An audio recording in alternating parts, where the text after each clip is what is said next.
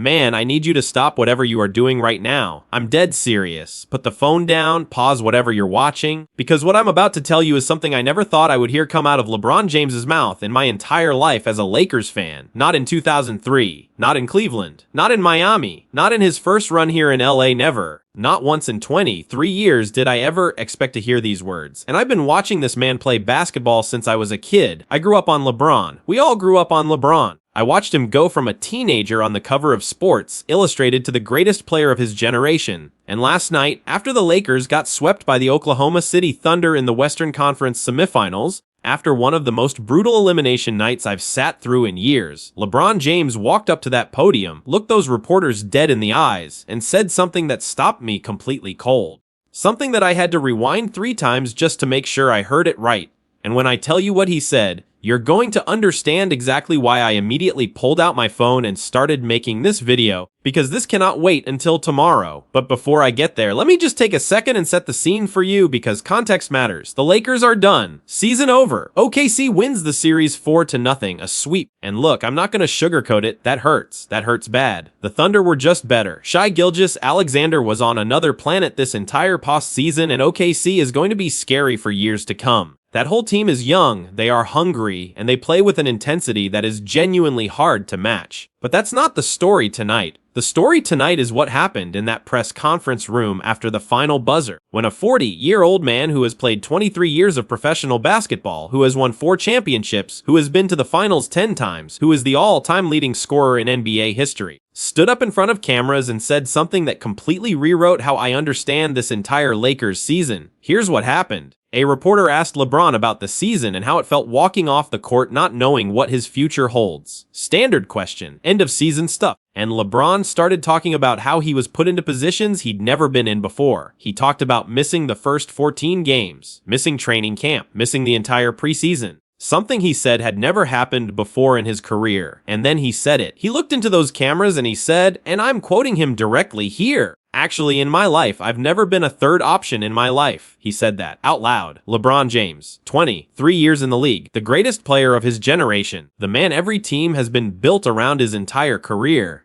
sat there and told us he was the third option on this Lakers team and that he had to learn how to thrive in that role. My jaw hit the floor, because think about what that means. Think about what he's actually saying there. This whole season, when Luka Doncic was healthy, when Austin Reeves was locked in and playing the best basketball of his career, LeBron James was operating as option number 3 on his own team, the Los Angeles Lakers, the franchise he came to in 2018 specifically to restore championships, the team he built his late career legacy around. And he was the third guy, not just in terms of raw numbers or touches, but in terms of identity, in terms of hierarchy. LeBron was deferring. LeBron was adjusting. LeBron was doing something he told us with his own words that he had never done in his entire life. Not in high school, not in Cleveland, not in Miami, not in his second Cleveland run, not in his first 4 years in LA, never. And I'm sitting here watching this press conference as a fan who watched every single game this season, and I'm realizing something. I'm realizing that what this man did this year was actually one of the most remarkable things he's ever done in his career. Not because he won, not because he put up insane numbers, but because he let go. LeBron James,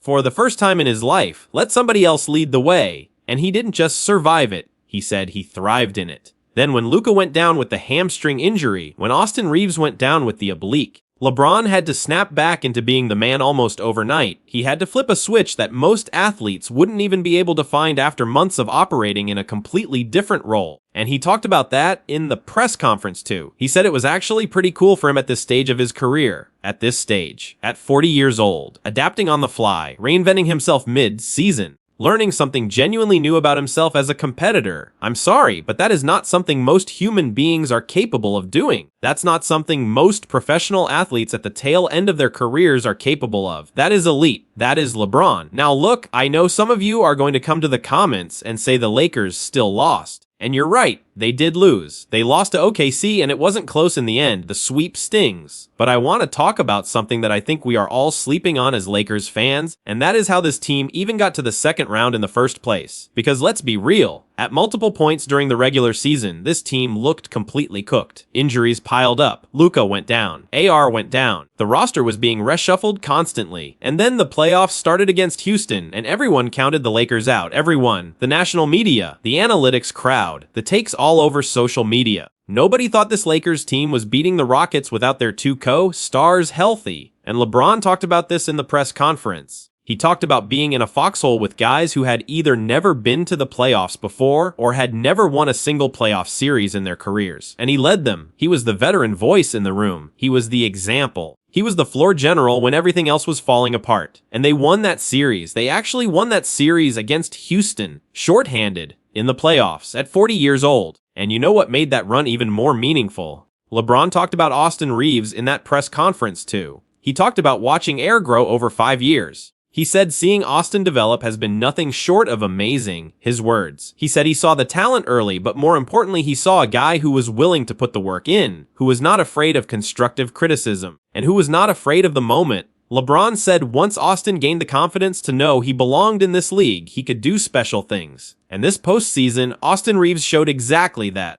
LeBron poured into that young man, and you can see the results. That is what great leaders do. They don't just perform themselves, they make the people around them better. They lift the room. And LeBron has been doing that in that locker room for 5 years now. That is the context. That is what makes last night hurt, but also feel genuinely complicated as a Lakers fan. Because yeah, the Thunder were better and the sweep was tough to watch. But this season was not a disaster. This season was actually something kind of remarkable when you zoom out and look at the full picture. And now we sit with the big question that every single person in that press conference room was dancing around, but nobody could quite grab directly. Is this the end? Is this the last time we see Lebron James in a Lakers uniform? Is this the last time we watch him play in an NBA game? And what did he say? He said he doesn't know. He genuinely said he does not know. He talked about taking time to recalibrate, going home to be with his family, sitting with his wife, having a real conversation with his 12-year-old daughter, who he specifically mentioned by age, and his son Bryce, who is 19 years old and entering his second year at Arizona.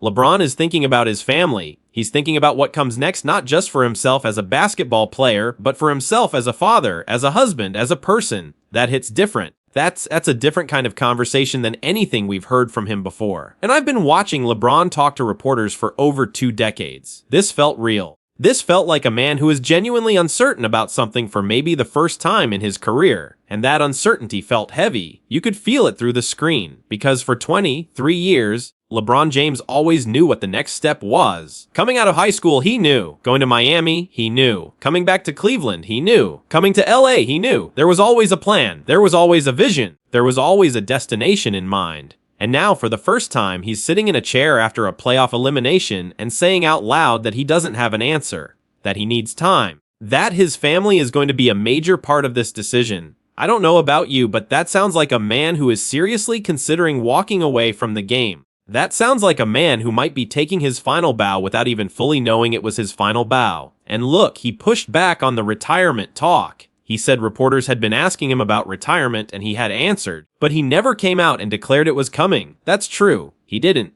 He's always been careful with that.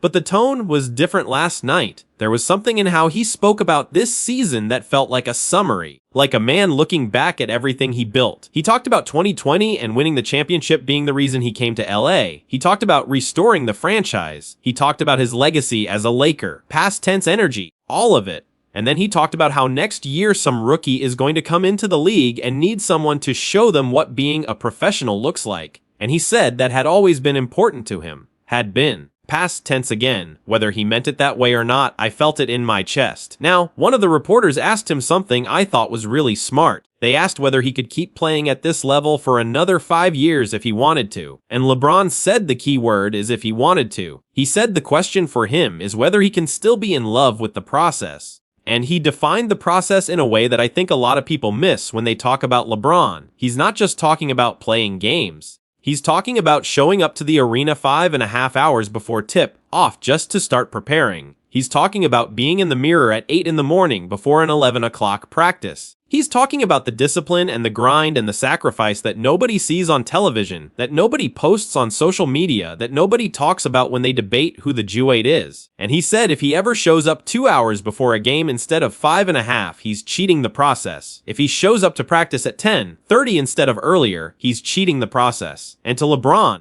Cheating the process means he's fallen out of love with the game itself. That is his line. That is the standard he holds himself to. And honestly, I respect that more than I can put into words. A reporter asked him directly at the end of the press conference whether the love of the game is still there. Just the love. Forget everything else. And LeBron said yes, without hesitation. He said the love never goes away. He even brought up Michael Jordan, mentioned that MJ talked about still loving the game even though he hasn't played in over 2 decades, and LeBron said that feeling of loving the sport you grew up playing never truly leaves you. But then he came right back to the process. He said the process has always been more important to him than the outcome, more important than a win, more important than a championship ring. If you told young Lebron that in year 23 he would be sitting in a press conference saying the process is more important than the trophy, I honestly don't know what he would have thought. But that is the man he became. And that man played at 40 years old in the playoffs this year, dropped real meaningful contributions in a postseason run, adapted to a brand new role he had never experienced in his entire life, and left everything on the floor even in a sweep against the best team in the Western Conference. So here is where we are right now. The Lakers' season is over. OKC is moving on to the Western Conference Finals. And LeBron James is going home to talk to his family about whether he is going to play year 24. And as a fan, I have absolutely no idea what is coming. None. And I actually think that is the truth. I think LeBron James genuinely does not know either. And somehow, in a strange way, that feels appropriate. Because 23 years of certainty, 23 years of always having a plan, always knowing the next move, always being the man, always being option 1 without question. And then this final season where he's option 3 for the first time in his life, where he's adjusting on the fly, where he's in a foxhole with young guys who've never been there before, where he loses and sits in a chair and honestly says he doesn't know what comes next. That feels like a full circle moment, even if it turns out not to be the last chapter. Whatever LeBron decides, this season will be remembered differently once the dust settles. Not just for the championship chase or the sweep, but for what he showed us about what it looks like to still care deeply about something after 23 years. About still showing up 5.5 hours early. About still being in the mirror at 8 in the morning before practice. About still learning new things about yourself as a competitor at 40 years old. About being option 3 for the very first time in your life and describing it as pretty cool. That is LeBron James in 2026. And whatever he decides to do next, I am going to be watching every single second of it. Every press conference, every announcement, every move. And you know what? So are you. Now stay locked in right here because the next video is going to break down exactly what the Lakers front office must do this offseason to build around Luka Doncic and Austin Reeves regardless of what LeBron decides. The moves they need to make, the names to watch, all the free agents available, and why the championship window might actually still be wide open. You do not want to miss that one. Subscribe now so you never miss it.